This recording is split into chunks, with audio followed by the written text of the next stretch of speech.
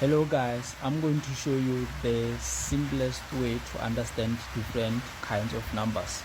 But in this video, I'm going to focus specifically on even numbers. So even numbers are numbers that can be divided by 2 without leaving a remainder. So what that means is that if you take any number and you divide it by 2, if it does not leave a remainder, it means it's an even number. But if the opposite happens, you divide the number by 2 and then it leaves the remainder, it means that is not an even number, right? So the simplest way to find even numbers is to list as much counting numbers as you can.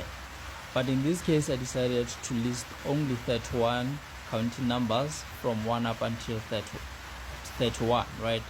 But you can choose how many counting numbers you want to list, right? So what we're going to do here is that we're going to check which of these numbers are even numbers, right? So we're going to start with the first one, which is 1, right? So we're going to divide 1 by 2, right? 2 into 1 goes 0 times, meaning in this situation our answer is going to be a decimal number. So that means 1 is not an even number, right? So we're going to go to the next one, which is 2, right? So we're going to divide 2 by 2, right? 2 into 2 goes 1 time, right? And it does not leave a remainder, right? So if it doesn't leave a remainder, it means it's an even number, right? So we have 2 as our first even number, right? We're going to go to the next one, which is 3, right? We divide 3 by 2. 2 into 3 goes 1 time and leaves 1 as a remainder.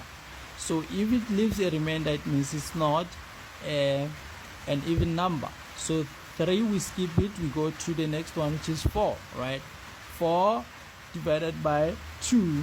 2 into 4 goes 2 times and it does not leave a remainder. So if it does not leave a remainder, it's an even number. So our second even number is 4. So we skip it, we go to 5. We check if 5 is an even number or not. So we divide it by 2. 2 into 5 goes 2 times and leaves the remainder of 1. So the fact that leaves the remainder of 1 automatically disqualifies it as an even number. So 5 is not it. We skip it, we go to 6, right? So 6, we divide it by 2. 2 into 6 goes 3 times and it does not leave a remainder. So in this case, 6 is going to be our third even number because it does not leave the remainder when divided by 2. We go to the next one, which is 7, right? 7 divided by 2.